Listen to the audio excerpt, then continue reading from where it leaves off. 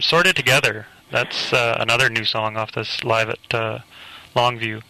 It sounds very much like some of your old, earlier work. What do you feel about this song?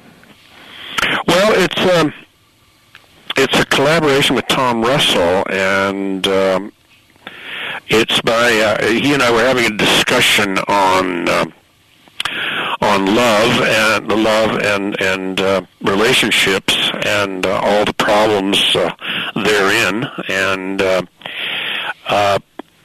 I made an offhand comment about Sorted Together, maybe kind of, and then the Kind of Forever came in later, and it just was a riff that it said wow, that rings true, and it was pretty easy after that I just went ahead and finished it. It is quite a departure from the stuff that I do now. It's kind of like a country sound that you would have heard on the radio 10, 12 years ago, but you don't hear those kind of sounds anymore. And which I think is too bad, I mean, but we don't get into a big discussion on country radio. You say on your album you grew up listening to the Blue Moon song. Why did you decide to record it and put it on this album? Well, the guys and I have been doing that song for quite a few years in concert, and we got a pretty nice arrangement. It shows off the guys' abilities as players. It's kind of jazzy, swing jazz, and it kind of gives everybody a chance to show off on the guitars and a little, and it's a great song, So again, it's a concert song that changes the pace and changes the mood. Successful concerts are just like they're kind of like jigsaw puzzles. You have to find the music that fits into that little niche in that particular place in the concert, because you're up there for an hour and a half, and Blue Moon is just really fulfills that, Mm-hmm. Another new one here, you have Little High Plains Town, and it's kind of about rural towns and how they're changing and things. I was wondering, is that written about any specific town in general, or did you just kind of talk about all kind of rural towns? It's my favorite song. The one it's kind of the centerpiece song of the album for me, and it's just the Little High Plains Town is a generic town. It's the towns that we've been through or to in Nebraska, it's Milo, Alberta, it's it's Broken Bow, Nebraska, it's places in Wyoming. Yeah. It's generic, and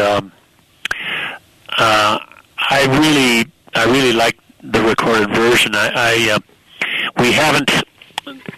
The trumpet solo is so strong that we haven't performed it since then, because other than one night in Edmonton at the Windspear Center we did, but it isn't the same for me without the trumpet. So, but we're gonna probably, whenever we play a big festival or things of that nature, we'll sure try to get Al to see if we can get Al to come and play, because it's I don't know, he just takes the tune, and when he steps up with his horn to play, it just kind of blew the place away. Mm-hmm. How do you feel about recording for the Alberta-based recording company like Stony Plain Records? Well, I don't record for them. I just do my own recordings, and I package them. I produce them, record them, package the artwork, and then I lease it. I lease it to Stony Plain in Canada, and I lease it then to Vanguard Welk in the United States. Vanguard, well, ironically, Vanguard is the same Vanguard that Ian and Sylvia recorded for years and years ago. But really? it's just the name. It's an entirely different company that was bought by the Lawrence Welk conglomerate. Mm-hmm. Speaking of that, who does your artwork for your recent albums? I know All the Good 'Uns and this Live at Longview both have wonderful pictures on them of cowboys and of you and silhouettes in the background.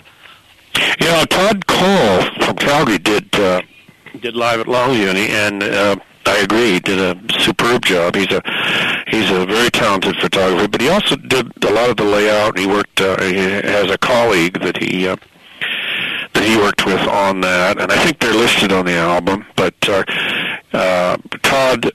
was the driving force in the package. He was involved with it all the way down the line, and people are really responding to it. Mm-hmm. They're wonderful pictures on there.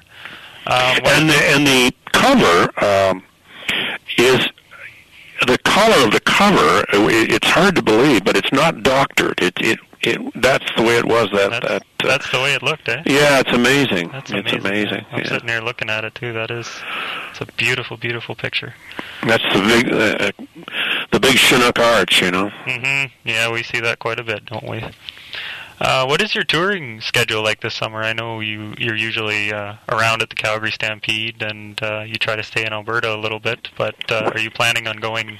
Well, mostly the United States this summer. We're also playing some big folk festivals, which is really fun because my stuff is kind of new to them, and we play back east in Washington D.C. and mostly the United States. It's the work has become it's become a summer thing, which is I have mixed emotion about, because that's really the time I'd like to be at the ranch rather than now, and so it's 30 below zero. But that's the reality. The work is becoming more and more in July, August, and September. Almost 80% of the big shows are then. So it's kind of tough, but I'll be away pretty much all summer, I think. Well, I'm sure people can find your concert dates at your website, right? Oh, absolutely. Yeah. We'll be, when we start up again in 6 weeks. We'll keep it the itinerary right up to date. All right. Do you want to just repeat that website for us one more time? It's at www.iantyson.com. All right, and that's a great website to find out more information about you. Well, I thank you for coming on my show. I've been a big fan of yours since I was very young, and I can remember going to your concerts. I just wanted to tell you that everyone around here really appreciates your music, and we really love your album, and to anyone listening, Live at Longview, available in stores. Well, thanks very much, Carl. It's been a pleasure talking to you, and say hi to everybody in Lethbridge, and we'll be down that way, I'm sure, one of these days, and it's been fun. Yeah, we sure will. Well, thank you, Ian, and we'll hope to hear from you soon. Take care, Carl. All right. Bye-bye.